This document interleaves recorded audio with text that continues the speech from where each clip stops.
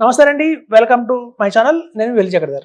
ఇప్పుడు సాధారణంగా మనకి ఎస్ఐఎఫ్స్ బయట మార్కెట్‌లో చాలా వచ్చాయండి. ఒకప్పుడు కేవలం హైబ్రిడ్ స్కీమ్స్ మాత్రమే ఉండేది అవైలబిలిటీలో. హైబ్రిడ్ అంటే మనందరికీ తెలుసు. మనం తీసుకున్న 10,00,000 వాళ్ళు ఈక్విటీ అని, డెట్ అని, అలాగే డెరివేటివ్స్ అని, అలాగే రియల్ ఎస్టేట్ అని అట్లా 4 రకాలుగా వాళ్ళు విభజించి ఇన్వెస్ట్‌మెంట్ చేసేవాళ్ళు. అలా కాకుండా ఇప్పుడు ఈక్విటీ ప్రొడక్ట్స్ కూడా చాలా ఎక్కువ వచ్చేసాయండి మార్కెట్‌లోకి. టాటా వాళ్ళది వచ్చింది ఈక్విటీ, అలాగే ఫ్రాంక్లిన్ టెంపుల్టన్ వాళ్ళది వచ్చింది, అలాగే బంధన్ వాళ్ళది ఎప్పటినుంచో వచ్చేసింది, అలాగే ఎడెల్‌వైస్ వాళ్ళది కూడా రేపు 18న రాబోతుంది. అందరికీ తెలుసు ఐసిఐసిఐ వాళ్ళు కూడా మనకి హైబ్రిడ్ స్కీమ్‌లో ఉన్నారు. ఆల్రెడీ ఈక్విటీ స్కీమ్‌లో ఉన్నారు. ఐసిఐసిఐ నుంచి మనకు ఇంకో 2 కొత్త వస్తున్నాయండి. ఎన్ఎఫ్ఓ రూపంలో కొత్త ప్రొడక్ట్స్ వస్తున్నాయి. అది కూడా మే 19th 2026లో లాంచ్ అవుతున్నాయి. అది కూడా ఏంటంటే ఒకటేమో వచ్చేసి మనకి ఈక్విటీకి సంబంధించింది వస్తుందండి.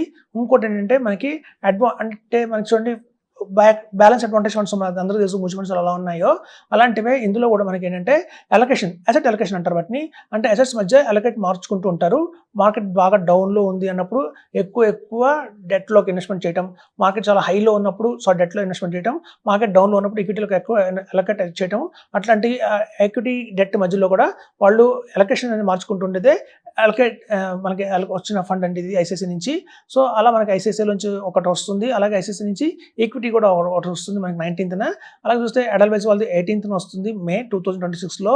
సో ఆల్రెడీ కొన్ని ఈక్విటీ ప్రొడక్ట్స్ మనకు ఆల్రెడీ అవైలబిలిటీలో మార్కెట్లో ఉన్నాయి. సో ఎవరన్నా ఎస్ఐపి చేయొచ్చా అని అడుగుతున్నారండి. మనం ఎస్ఐపి అయితే చేయించండి. మినిమం ఎస్ఐపి అమౌంట్ వచ్చి మనం 10,000 రూపీస్ చేయాల్సి ఉంటుంది కంపల్సరీగా మన ఎస్ఐఎఫ్స్లో. లంసమ్గా 10 lakhs పెట్టాలి. అలాగే ఎస్ఐపి రూపంలో మినిమం 10,000 రూపీస్ అయితే మనం చేయొచ్చు.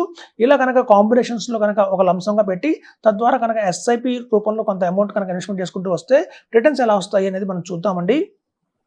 చూడండి, ఎవరైనా 25 lakhs కనుక లంసమ్గా ఇన్వెస్ట్మెంట్ చేసి తద్వారా అగైన్ మళ్ళీ మనం 25,000 రూపీస్ ఎవ్రీ మంత్ కనుక ఎస్ఐపి చేసుకుంటూ వెళ్తే అదే స్కీమ్లో మనకి కేవలం 6.6 ఇయర్స్లో అంటే 6.6 ఇయర్స్తోనే మనకి 1 crore వచ్చే అవకాశం ఉంది.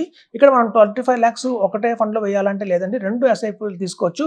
12.5 lakhs ఒక ఎస్ఐఎఫ్, 12.5 lakhs ఒక ఎస్ఐఎఫ్ తీసుకొని అక్కడి నుంచి మనం 12,500 రూపీస్ చొప్పున 2 ఫండ్స్లో కనుక మనం కంటిన్యూ చేస్తే ఎస్ఐపి మనకి కేవలం 6.6 ఇయర్స్తోనే మనకి 1 crore వచ్చే అవకాశం అయితే చాలా ఉంది. సో అలాగే చూస్తే మనకి 25 lakhs కనుక ఇన్వెస్ట్మెంట్ చేసి లంసంగా, కొంతమంది అంటారు మా దగ్గర లంసంగా ఎక్కువ అమౌంట్ ఉంటుందండి కానీ ఎవరి మంది ఎస్ఐపి ఎక్కువ అమౌంట్ చేయలేము అంటారు. అలాంటి వాళ్ళ కోసం 25 lakhs లంసంగా ఇన్వెస్ట్మెంట్ చేసి అక్కడి నుంచి 10,000 రూపీస్ కనుక ఎస్ఐపి చేసుకుంటూ వెళ్ళినా కూడా మనకి కేవలం 7 yearsలోనే మనకి బ్రహ్మాండంగా తెచ్చుకోవచ్చు అండి. 1 crore తెచ్చుకోవచ్చు. ఇప్పుడు చూడండి, చాలా మందికి మ్యూచువల్ ఫండ్స్లో ఎప్పటి నుంచో ఇన్వెస్ట్ చేసుకుంటూ వస్తున్నారు.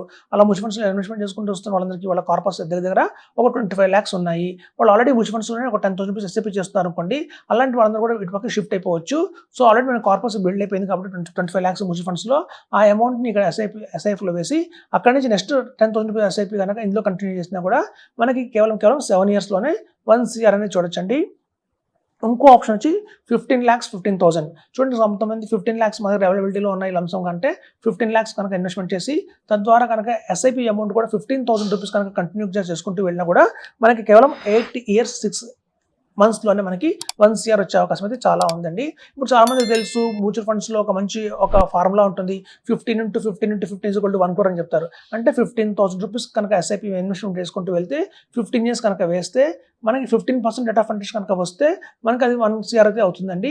అలాగే ఇక్కడ మనకి ఎస్ఐఎఫ్లో వచ్చి 10 అంటారండి. అంటే ఏంటంటే ముందు మనం 10 lakhs అయితే ఇన్వెస్ట్మెంట్ చేయాలి కంపల్సరీగా. అందరికీ తెలుసు మినిమం ఎస్ఐఎఫ్లో పార్టిసిపేట్ చేయాలంటే 10 లక్షలు అయితే ఇన్వెస్ట్మెంట్ చేయాల్సి ఉంటుంది.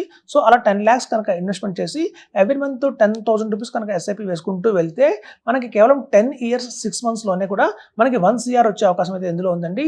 చూడండి, మనం గణనీయంగా మ్యూచువల్ ఫండ్స్లో పెట్టే 15 years కంటే కూడా డాస్టిక్గా మనకి ఒక 5 years తగ్గించుకున్నాం ఇక్కడ మనం టెన్యూర్ని. అలాగే లంసంగా కొంచెం పెట్టాల్సి ఉంటుంది 10 lakhs మనం స్టార్టింగ్లో ఇందులో. సో అదండి ఎస్ఐఎఫ్స్ వల్ల మనకు వచ్చే లాభం ఏంటంటే ఒక కాంబినేషన్లో కనుక ఎవరైతే ఇన్వెస్ట్మెంట్ చేస్తుంటారో సో స్టార్టింగ్లో మార్కెట్ కొంచెం అప్ అండ్ డౌన్స్ అయినా కూడా మనం చేసే ఎస్ఐపి వల్ల ఎక్కువ యూనిట్స్ కొనుక్కోవడం వల్ల అవుతాం ఈ వాలటిలిటీ మార్కెట్లో. సో లంసంగా పెట్టినప్పుడే మనం డౌన్ మార్కెట్లో పెడుతున్నాం. ఇవాళ చూడండి, చాలా ఆల్ టైమ్ డౌన్లో ఉంది మార్కెట్. మనకు అందరికీ తెలుసు 74,000 లెవెల్స్లో మన మార్కెట్ ఇవాళ అయితే ఉంది. మనకి ఇప్పుడు 70,000 74,000 75,000 లెవెల్స్లో మన మార్కెట్. మనం గతంలో చూసాం ఆల్ టైమ్ హై 86,000 దాకా కూడా చూసాం మన దగ్గర 85 పాయింట్ చేంజ్. సో మనకి ఆల్ టైమ్ హై నుంచి కూడా కొంచెం డౌన్లోనే ఉన్నాం కాబట్టి ఒక లంసంగా పెట్టడానికి ఏదైతే రైట్ మూమెంట్ అని చెప్తున్నాను. అలా లంసంగా పెద్ద అమౌంట్ పెట్టిన తర్వాత అందులో మీరు ఎస్ఐపి కనుక కంటిన్యూ చేస్తే నెక్స్ట్ ఒక 5 ఇయర్స్కి, 10 ఇయర్స్కి, 15 ఇయర్స్కి తద్వారా మీకైతే అత్యధికంగా లాభం అయితే వస్తుంది. 10 గుర్తుపెట్టుకోండి. 10 lakhs కనుక మనం ఇన్వెస్ట్మెంట్ చేసి పైగా 10,000 రూపీస్ ఎస్ఐపి కూడా చేసుకుంటూ వెళ్తే కేవలం 10 years 6 monthsలోనే మనకి 1 CR వచ్చే అవకాశం అయితే ఉందని చెప్తున్నానండి. ఇది మ్యూచువల్ ఫండ్స్ కంటే బెటర్ అని చెప్తున్నాను. Thank you.